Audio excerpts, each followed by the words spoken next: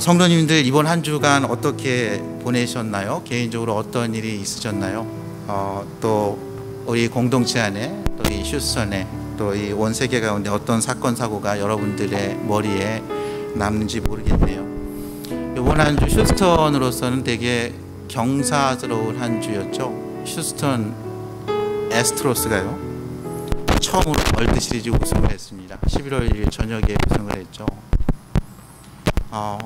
이 이야기를 알면 알수록 굉장히 드라마 같은 이야기입니다. 보통 그 프로야구 선수들이 연봉이 대단하지 않습니까?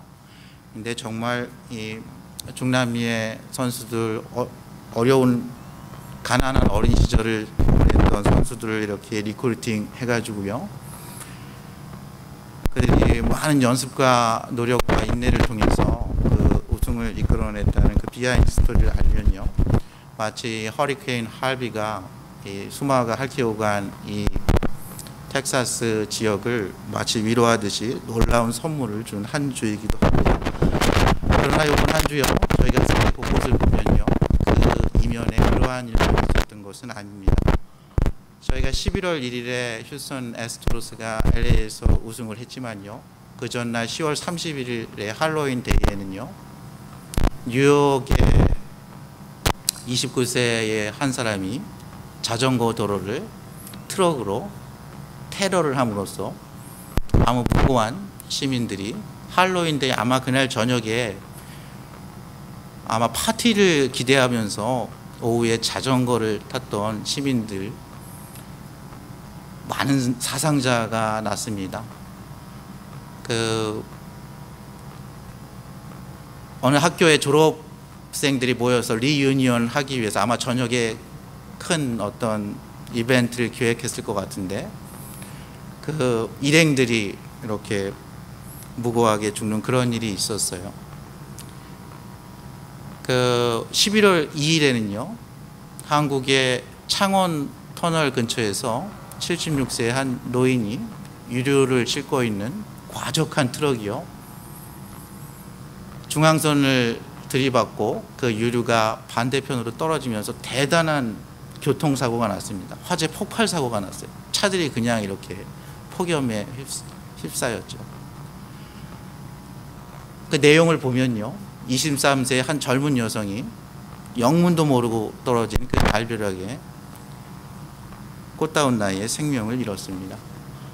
여러분들 10월 30일에는 어떤 일이 있었는지 아시나요? 저는 뭐 잘 개인적으로 아는 배우는 아닌데 여러 가지 이미지로서 참 좋은 이미지였던 배우 김주혁 씨가 40대 중반의 나이에 운명을 달리하는 일이 있었습니다. 계속 이 모든 사건들이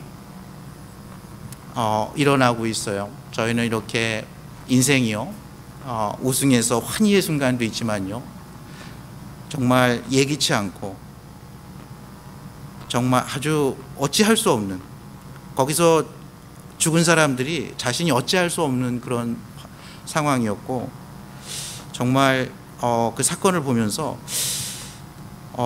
제가 이제 설교를 준비하니까 독일의 유명한 신학자 칼 바르트라는 신학자는 그렇게 얘기했습니다.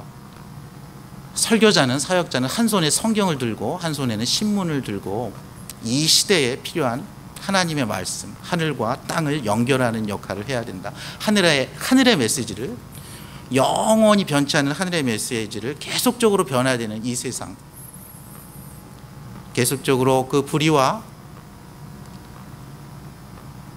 죄로 인해서 신음하고 있는 그 세상에 영원한 변치 않는 생명의 메시지를 그들의 삶에 의미가 있게 전해야 한다고 이야기했어요. 이번 주에 이렇게 세상을 보면서 제 마음이 너무 무겁더라고요. 너무 이렇게 슬프더라고요. 야, 이거를 어떻게 다뤄야 할까?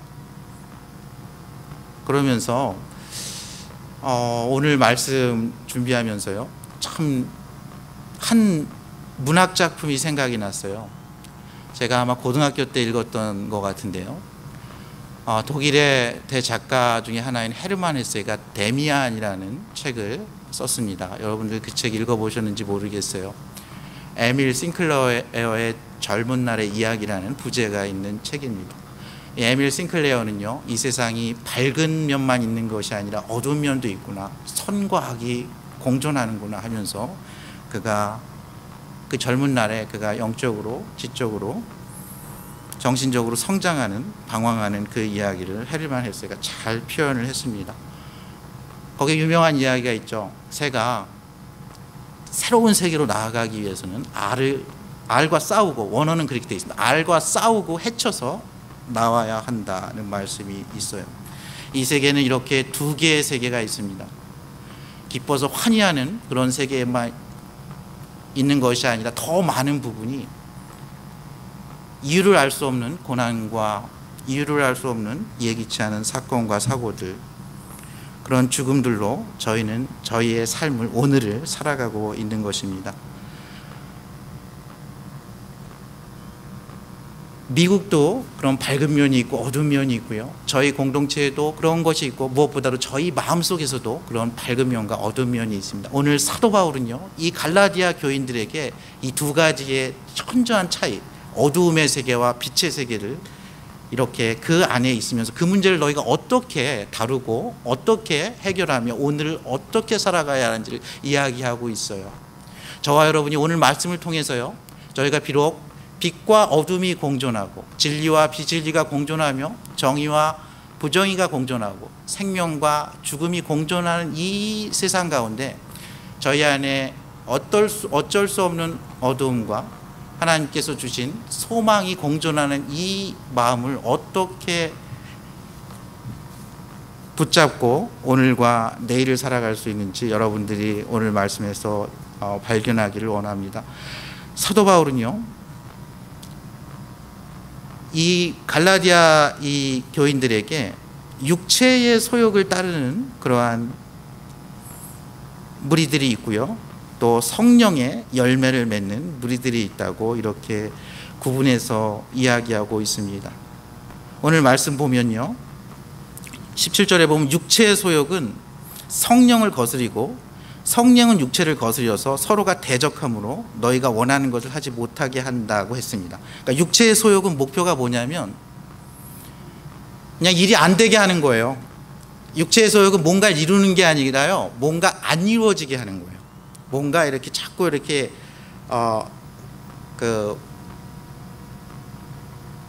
대적을 함으로써, 상쇄를 시킴으로써 어떤 일이 이루어지지 않게 하는 게 목적이다, 이렇게 나와 있어요.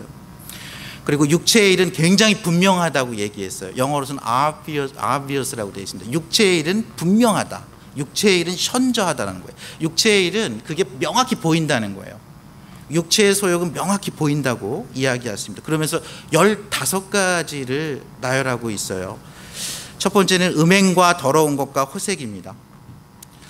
음행과 더러운 것과 호색은 육적인 것과 관계가 있어요. 성적인 것과 관계가 있습니다. 하나님께서 아름답게 만들어주신 성, 저희가 결혼 안에서 하나님께서 누리고 또 우리의 행복을 위해서 만들어준 그 성, 그것이 육체의 소욕은요, 그 일이요, 그 뜻대로 이루어지지 않게 음행과 더러운 것과 호색으로서 그 뜻이 이루어지지 않게 하는 게 육체의 일의 첫 번째 특징입니다. 이것은 자신의 몸과 관계가 있습니다. 두 번째는요, 굉장히 아이러니한데 하나님과 관계가 있어요. 영적인 것과 관계가 있어요. 종교적인 것과 관계가 있습니다. 그것은 20절에 보면 우상 숭배와 주술과 이단입니다. 하나님 아닌 다른 거를 갖다가 예배하는 거예요. 하나님 아닌 다른 것들을 추구하는 거죠. 하나님 아닌 다른 것들에 거기에 마술을 거는 거예요. 당시에는 이 주술할 때요, 어떤 약을 먹고 그 약의 힘에 빌려가지고 이 주술 행위를 했다고 합니다. 이단은요, 하나님의 말씀에 무엇인가를 더하기도 하고요, 무엇인가를 빼기도 해가지고 다른 방향으로 이끌어가는 겁니다. 내가 무슨 특별한 계시를 더 받았다 그래서 더하기도 하고요, 하나님 말씀에 대해서 좀 부담되는 부분을 갖다가 이렇게 좀 덜어내기도 하고요, 좀 명확하지 않은 부분을 내가 명확하게 하면서 하나님의 원래 의도보다 조금 더 가거나 덜 가면서 결국은 끝이 다른 거죠. 이단은 한자어죠. 다를 이자의 끝단자입니다. 시작은 비슷합니다. 오히려 더 그럴듯해요. 오히려 더 끌려요. 왜냐하면 해결되지 않은 성경에서 좀 명확하지 않은 부분을 더 명확하게 해석해 주는 것 같거든요. 뭔가 더 확신을 주는 것 같고 뭔가 인간의 본성에 뭔가 더 그럴듯한 부분이 있습니다. 확실하게 해주는 부분이 있어요. 이단들이 성경 공부를 얼마나 열심히 하는지 모릅니다. 육체의 일은 이렇게 현저해요. 이단은 처음에 눈에 띄지 않지만 그것이 왕성해지면 눈에 확실히 띕니다. 우상숭배는요, 그 예배가 처음에는 은밀하지만 나중에는 세력을 얻으면 뚜렷해집니다. 주술은요, 은밀한 곳에서 이루어지는 것 같지만 점점 그것이 명확해져요. 그 다음에 육체의 일의 그 부분은요, 다른 사람과의 관계와 다른 사람과의 인간관계와 관계가 있습니다. 다른 사람과의 관계, 이것은 좀 많아요. 원수 맺는 것, 분쟁, 시기, 분냄, 당짓는 것, 투기. 저희 성도님들은 이것과 관련된 분들이 많지 않다고 저는 느끼고요. 또 앞으로도 계속 그러실 것이라고 저는 소망하며 기도합니다. 그러나 우리 인류의 역사는요, 끝없는 반목과 질시와 전쟁과 분쟁의 역사입니다. 교회의 역사도 마찬가지고요. 우리는 마땅히 내가 받아야 될 거에 대한 대우를 받지 못할 때 우리는 화가 납니다. 나와 다른 사람과 우리는 다른 당을 짓죠. 다른 사람이 받을 대우보다 더 잘 받거나 내가 누리거나 내가 가지거나 할 것을 그 사람이 가지면요, 저희는 표현은 그렇게 안 할지 몰라도 시기하고 질투할 수 있는 그런 죄성을 가지고 있습니다. 나머지 두 개의 술 취함과 방탕함은요, 물질에 관한 겁니다. 우리가 물질에 대한 거예요. 약물이나 술이나. 하나님께서 우리의 인생을 통해서 하나님께서 우리가 인생에서 먹고 마시고 즐기며 저희의 인생을 행복하게 하기 위해서 그 에덴 동산에서 저희가 정말 인생을 보람되게 즐겁게 행복하게 안식하며 살기 위한 그것을요, 인간이 그것을 남용하거나 오용함으로써 아니면 과용함으로써 그것이 오히려 인간을 망치는 결과를 띠는 그런 겁니다. 하나의 세계는 그런 육체의 아주 현저한 세계예요. 술 취함과 방탕함과 불리함과 이단과 음행과 더러운 것과 우상 숭배와 주술이 만연한 눈에 현저한 세계예요. 근데 또 하나의 세계는요, 이게 보이지가 않아요. 이게 보이지가 않기 때문에 오늘 말씀에서는 이것은 내면의 일이라는 거예요. 아주 은밀한 곳에, 우리 마음 깊은 곳에 만약에 우리가 어떻게 느끼고 어떻게 생각하고 어떻게 의사결정을 하고 누구를 사랑하며 어떤 일을 하며 무엇을 위해서 내 인생을 던질까를 결정하는 그 마음 깊은 곳에 컨트롤 센터가 있다면 그곳에서 이루어지는 일이라는 거예요. 그래서 그것은 금지할 법이 없어요. 그럼 금지할 수가 없기 때문이죠. 이 사람이 온유한지 안유한지 우리가 알 수가 없거든요. 법을 어기기 전. 이와 같은 것은 금지할 법이 없다 그랬어요. 그 성령의 열매는 육체의 일보다 간단하기 때문에 열매가 9가지예요. 열매가 많지가 않아요. 육체의 일은 더 있어요. 육체의 일은 오늘 보면 술 취하고 방탕하고 또 그와 같은 것들이라 이렇게 해서 and so on and on 이런 얘기예요. 계속 있다는 거예요. 그게 변형된 형태로 성적인 방종, 종교적인 일탈, 관계적인 부조화, 물질에 대한 게 끊임없이 있다는 거예요. 끊임없이 있다는 거예요. 근데 성령의 열매는 단순합니다. 성령이 결과로 되는 열매는요, 첫 번째는 사랑과 희락과 화평이에요. 사랑 아시죠? 아가페입니다. 하나님의 영원하신 사랑, 나를 사랑하사 나를 위하여 자기 몸을 버리신 그 사랑에서 오는 그 사랑입니다. 여러분, 희락 아시죠? 카라입니다. 기쁨이에요. 이것은 우리가 자녀가 좋은 학교 가고 좋은 직장에 가고 내가 먹고 살 문제가 해결되고 자녀가 결혼을 잘하고 큰 집에 있고 큰 차에 살다 그래서는 그런 인생의 그런 행복과 다른 거야. 이것은 하나님만이 주실 수 없는, 세상이 줄 수 없는 기쁨이에요. 세상이 줄 수 없는 기쁨. 그래서 내가 기뻐하는 것, 항상 기뻐하는 것, 그것을 금지할 법이 없어요. 그건 내 내면의 일이기 때문이에요. 화평은요, 하나님께서 막힌 담을 허신 그 화평이에요. 하늘과 땅에 막힌 담을 죄인으로서 내가 하나님께 갈 수가 없었는데 하나님께서 십자가의 보혈로 그 하늘로 향하는 문을 여셨어요. 그 십자가의 보혈로서요, 남자와 여자 사이에 있는 담을 허셨어요. 종과 자유자 사이에 담을 허셨어요. 이방인과 유대인 사이에 담을 허셨어요. 그 화평입니다. 하나님께서 주시는 사랑과 희락과 화평이에요. 그 다음 성령의 열매는요, 오래 참음과 자비와 양선. 오래 참음은 사람에 대해서 오래 참는 거예요. 자비는요, 사람에 대해서 친절한 겁니다. 양선은요, 사람에 대해서 선을 행하는 거예요. 기대 이상으로 행하는 거죠. 여러분 선한 사마리아인의 비유 있죠. 그가 이렇게 막 도와줘요. 그리고 나서 막 여관으로 가고 막 여관 주인에게 막 좀 더하죠. 엑스트라 마일을 가요. 혹시 부비가 더 들면 내가 나중에 계산하겠다고 하죠.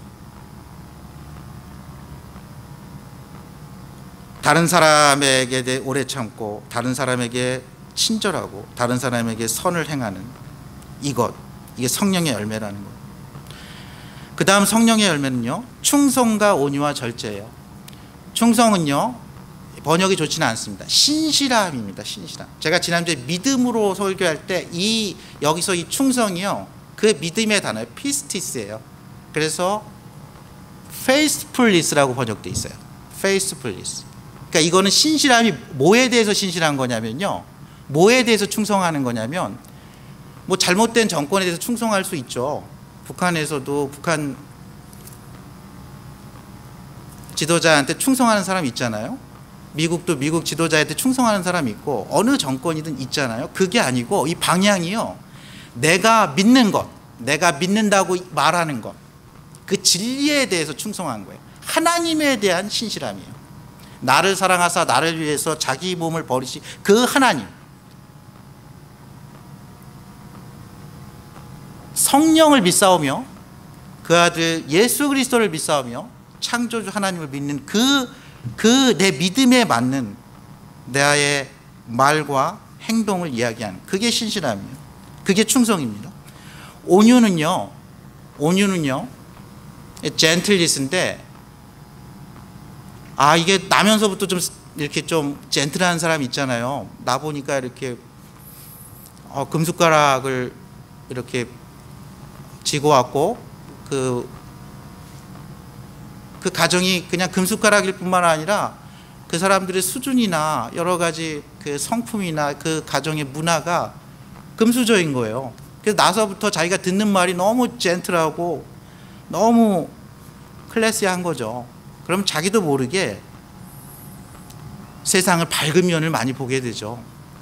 온유해질 수 있는 환경을 타고난 거죠. 여기서 말하는 온유는 그게 아니에요. 야생마가요, 유능한 트레이너에 대해서 조련됐기 때문에 그가 언제 달리고 언제 멈춰야 될지 아는 그런 온유입니다. 자기 자신에 대해서 통제할 수 있는 온유예요. 절제는요, 자기 자신을 절제하는 겁니다. 오래 참음과 자비와 양선이 다른 사람에 대한 성령의 열매라면요, 충성과 온유와 절제는 자기 자신에 대한 절제예요. 오늘 말씀의 시작에 보면요, 온 율법은 내 이웃 사랑하기를 내 자신과 같이 하라 하시는 한 말씀에서 이루어졌다고 했는데요, 사실은 이게 온 율법의 전부가 아니죠. 예수님께서 한 율법학자가 와서 예수님께 구약의 모든 율법 중에 무엇이 가장 중요하냐 그럴 때 예수님께서 그 율법을 두 가지로 요약했습니다. 첫 번째는 오직 여호와 하나님은 한 분이시니 너는 그 하나님 여호와를 내 마음을 다하고 성품을 다하고 힘을 다하고 뜻을 다하여 사랑하라. 두 번째는 내 이웃을 내 몸과 같이 사랑하라. 이렇게 두 가지로 결론을 내렸어요. 여러분들 이걸 잘 보면요, 이거는 세 가지예요. 하나님께서 아담을 창조했을 때요, 하와를 창조했을 때 그렇게 이야기했을 것 같아요. 나와 교제하자, 나를 신뢰하라. 나를 사랑하라. 나와 영원히 동행하자. 나는 너의 창조주다. 나는 너의 아버지 하나님이다. 너는 나로 인해 부족함이 없게 된다. 두 번째는 너는 생육하고 번성하되 다른 사람을 사랑하라. 다른 사람을 이해하라. 하나님께서 만들어주니 모든 것, 저 선악과를 제하고 모든 것을 너희가 먹고 마실 수 있다.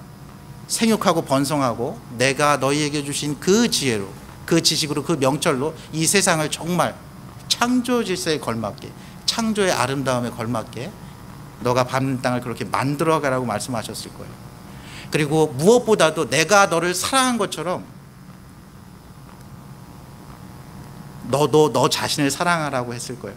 하나님의 말씀은 이런 겁니다. 하나님의 말씀 계명을 딱 정리하면요, 하나님을 사랑하라, 너 자신을 사랑하라, 이웃을 사랑하라요. 육체의 일은 이것을 깨는 겁니다. 육체의 일은 첫 번째, 너 자신을 사랑하지 않게 돼요. 저희가 약간의 쾌락으로요,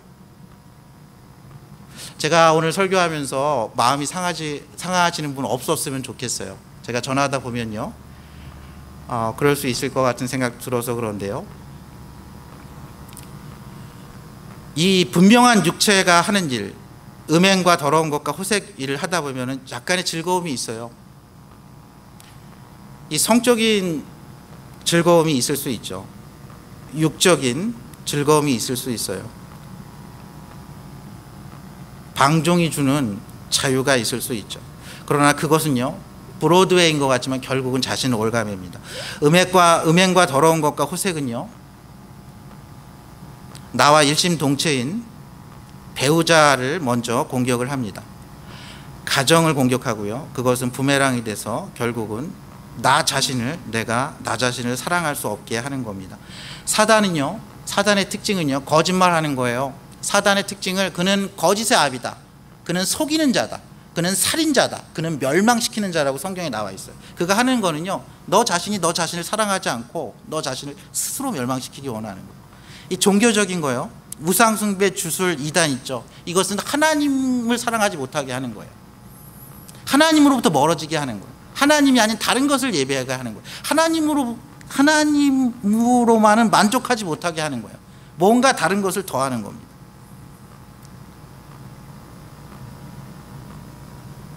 다른 사람과 원수 맺는 것, 분쟁, 시기, 분냄, 당짓는 것, 투기, 이건 다른 사람을 사랑하지 못하게 하는 거예요. 술 취함과 방탕함, 이것은 하나님께서 너희 인생의 행복을 위해서 주신 거를요, 저희가 잘못 오용함으로써, 과용함으로써, 남용함으로써요, 우리가 즐기고 컨트롤해야 될 것이 오히려 그것들이 우리를 컨트롤하고 우리를 중독에 빠지게 하고 그것이 우리를 결국을 컨트롤하는 겁니다. 요즘에 청소년들이 이렇게 중독될 수 있는 게 너무 많아요. 저희는 예전에 알코올 중독, 워크홀릭, 일 중독, 러브홀릭, 사랑 중독, 뭐 이 정도였죠. 지금 너무 많습니다. 너무 많아요. 저희는 옛날에 정신병 하면요, 좀 이상하다,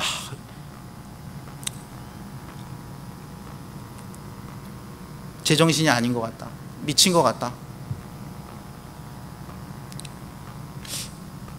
분노 조절을 잘 못하는 것 같다, 근심이 많은 것 같다, 이랬죠. 지금은 너무 많습니다, 여러분. 너무 많아요. 이것을 이겨낼 수 있는 비결을 오늘 사도 바울은 이야기하고 있어요.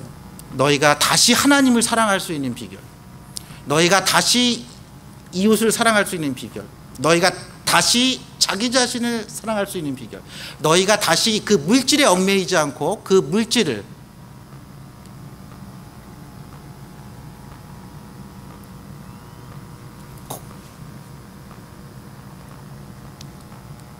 하나님의 뜻대로 사용하고 즐길 수 있는 그 비결에 대해서 이야기하고 있어요. 그것은 성령의 열매라는 거예요. 그것은 성령의 열매라는 거예요. 그러면서 이야기합니다. 형제들아, 너희가 자유를 위하여 부르심을 입었으나 그러나 그 자유로 육체의 기회를 삼지 말고 오직 사랑으로 서로 종노릇하라. 하나님께서 얼마나 우리를 사랑하시는지 몰라요. 하나님은 우리가 사랑과 실학과 화평, 오래 참음과 자비와 양성, 충성과 온유와 절제, 이것이 우리의 인생을 위해서 필요한 거라는 걸 아시고 이것을 쏟아붓기를 원하시지만 하나님께서는 우리에게 자유의지를 주셨어요. 이것을 그냥 우리 마음에 심어놓지 않으셨어요. 우리의 심령의 DNA에 심어놓지 않고요, 우리가 이것을 위해서 무언가를 할 수 있게 우리에게 자유로운 의지를 주셨어요. 우리가 자유를 위해서 부르심을 받았는데 그 자유로 우리는 육체의 기회로 삼을 수도 있고요, 성령의 열매로 기회로 삼을 수도 있어요. 우리가 다른 사람이 내가 갖지 못한 것, 그것을 가졌을 때 저 사람을 이해하고 축복할 수도 있고요, 우리가 시기하고 질투할 수도 있어요. 하나님의 말씀이 내가 원하는 거하고 좀 다를 때 내가 그대로 지금은 이해할 수 없지만 그대로 받아들이고 믿고 기다릴 수가 있는 반면에 내가 거기서 내 것을 더할 수가 있어요. 내가 하나님께서 주신 그 와인이라는 것을 절제할 수 있는 자유도 주셨지만 그것을 먹고 취할 수 있는 자유도 주셨다는 거예요. 근데 하나님께서 우리에게 원하시는 자유, 우리에게 자유를 주신 이유, 저희가 우리의 행위로 인해서 구원을 받지는 않아요. 오직 저희는 믿음으로 구원을 받습니다. 그러나 그 믿음에는요, 그 신실함에는요, 우리의 선행도 따라가는 거예요. 저희는 바울의 모든 서신에서 그게 있음을 알 수 있어요.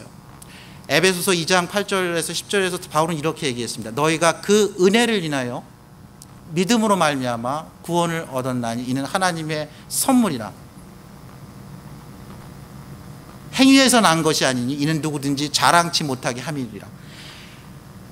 근데 에베소서는요, 그렇게 끝나지 않습니다. 에베소서 2장 말씀은 10절에 놀라운 말씀이 하나 있어요.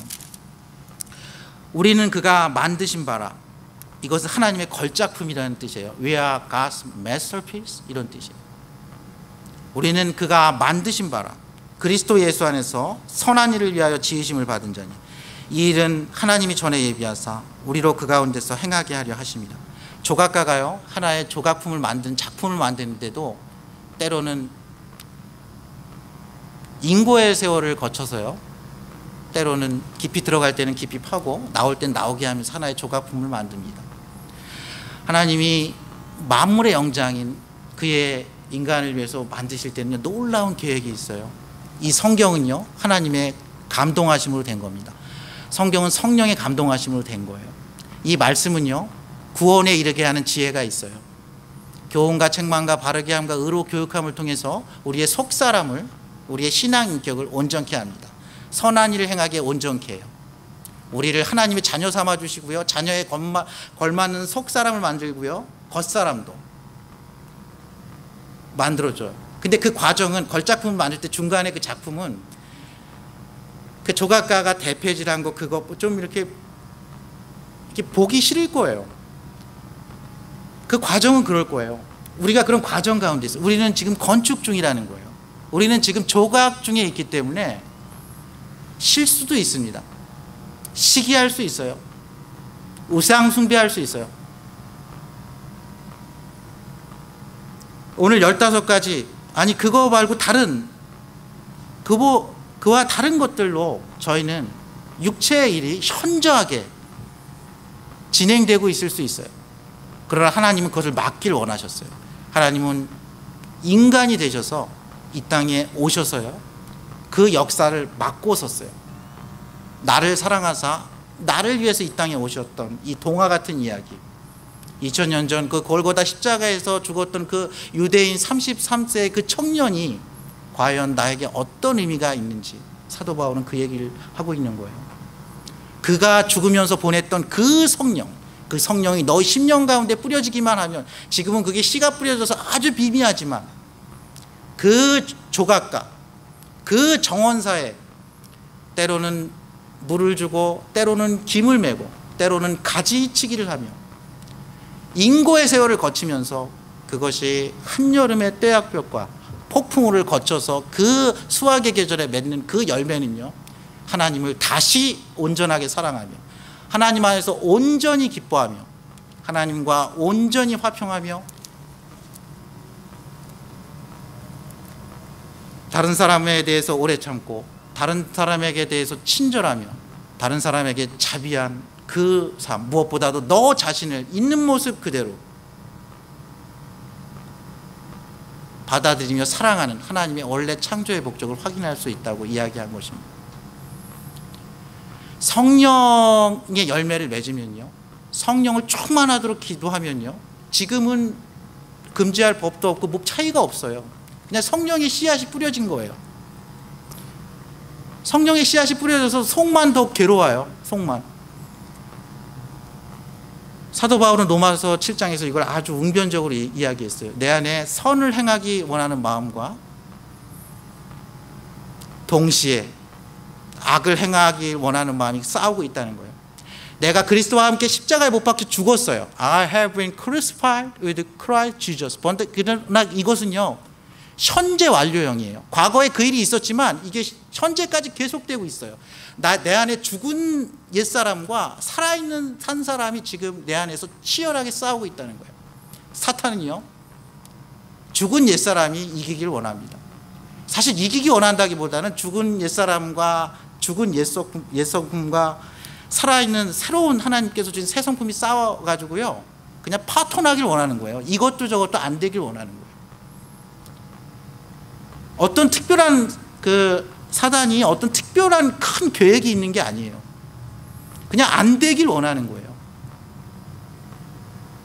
오늘 말씀에서 육체의 소욕은 그러한 의지를 갖고 있다 그랬어요.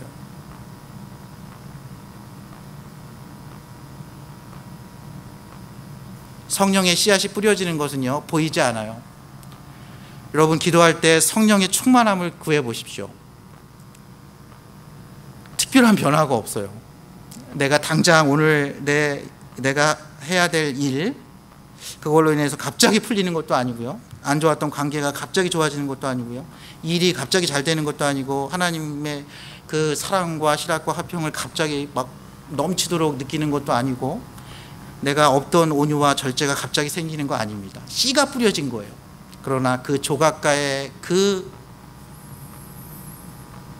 인내와 사랑, 그 하나님의 열심에 의해서요, 결국은 그것은 사랑의 꽃이 피고 열매를 맺습니다. 그것은 절제의 열매를 맺어요. 바울은 그 새로운 생활에 대한 그 성령에 대해서 오늘 소개하고 있어요. 여러분들, 성령의 충만함을 구해야 합니다. 사도 바울은 로마서, 에베소서 5장에서 이렇게 말씀했어요. 그런즉 너희가 어떻게 행할지를 자세히 주의하여 지혜 없는 자같이 하지 말고 오직 지혜 있는 자같이 하여 세월을 아끼라. 때가 악하니라. 이 세상이 너무 악합니다. 뉴욕에서 있었던 일, 창원 터널 앞에서 있었던 일, 청담동 거기서 있었던 일, 자연재해, 저 인생에 정말 월드시리즈 우승과 같이 그런 환희와 감격의 순간도 있지만 많은 알 수 없는 일, 때가 악하기 때문에 생길 수밖에 없는 일, 인간의 죄된 본성 때문에 파생돼서 발생한 수밖에 없는 그 일 가운데 우리는 세월을 아껴야 돼요. 세월을 아끼라는 말은요, 시간 관리를 잘하라는 말이 아니에요. 하나님의 뜻이 무엇인지 분별하고 그 너가 사는 세월 동안 하나님의 뜻을 이해하고 그런 삶을 살라는 거예요. 하나님의 뜻은 육체의 일이 아니에요. 하나님은 우상 숭배를 원하지 않고 우리가 하나님을 신령과 진정으로 예배하기를 원하세요. 하나님은 저희가 다른 사람을 시기 질투하기를 원하지 않으시고요, 우리가 다른 사람을 사랑하고 이해하기를 원하세요. 하나님은 우리가 나누어지기를 원하지 않으시고요, 우리가 하나 되기를 원하십니다. 하나님께서는 우리에게 허락된 물질, 저희가 주관하기를 원하세요.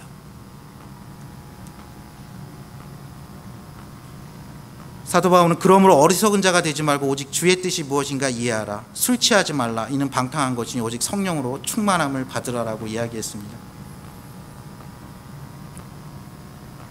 성경은요, 술에 대해서 중립적인 입장이지 않아요. 유대 문화는 술이 가까운 문화입니다. 여러분들 그거 아세요? 노아가 방주에서 나와서 제일 먼저 한 일이 뭔지 아십니까?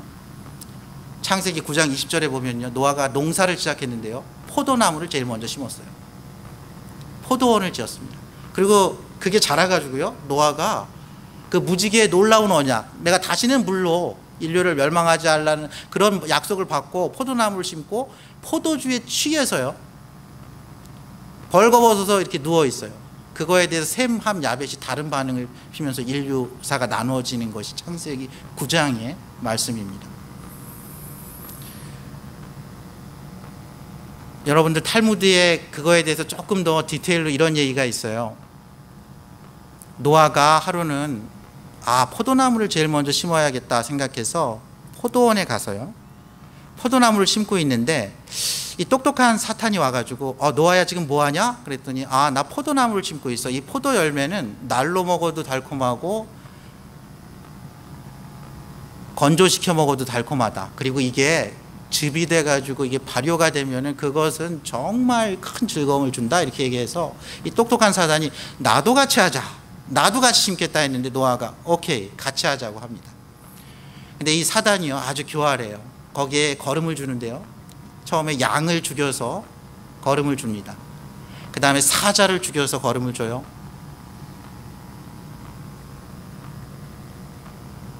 그 다음에 돼지를 죽여서 그 피로 거름을 줘요. 그 다음에 원숭이를 죽여서 줍니다. 그래서 이 술은요, 탈무드에서는 이렇게 얘기해요. 처음에 한 잔을 마시면 양처럼 온순해지고 모든 관계가 원활해지는 것 같다. 그러나 더 마시면 사자처럼 사나워지기도 하고, 거기서 더 마시면 돼지처럼 추잡해지기도 하고, 거기서 더 마시면 원숭이처럼 뛰어놀고 노래하고, 원숭이인지 사람인지 구별할 수 없게 한다. 그래서 사단은 자신이 너무 바쁠 때 자신 대신에 술을 대신 보낸다는 말을 했어요. 여러분들 어떻게 생각하십니까? 여러분들 한 잔에서 멈추실 수 있습니까?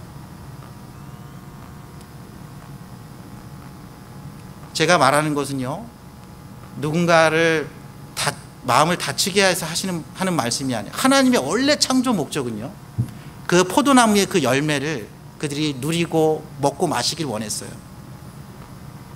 그러나 그것은 성령의 열매 가운데, 사랑 가운데, 기쁨 가운데, 오래 참음 가운데, 온유와 절제 가운데 이루어지는 것이 하나님의 뜻이에요.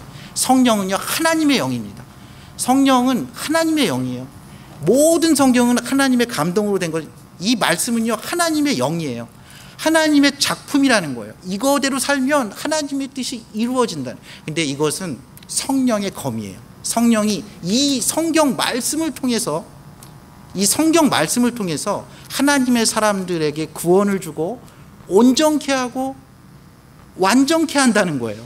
근데 그것이 성령이 이곳의 역사에서 사라져서 저희의 심령 깊은 컨트롤 상태에 씨앗으로 뿌려져야지만 언젠가 그것이 열매를 맺는다는 거예요. 그리고 그 열매는요, 이 성령의 열매는 모든 육체의 소욕의 열매를 무찌릅니다.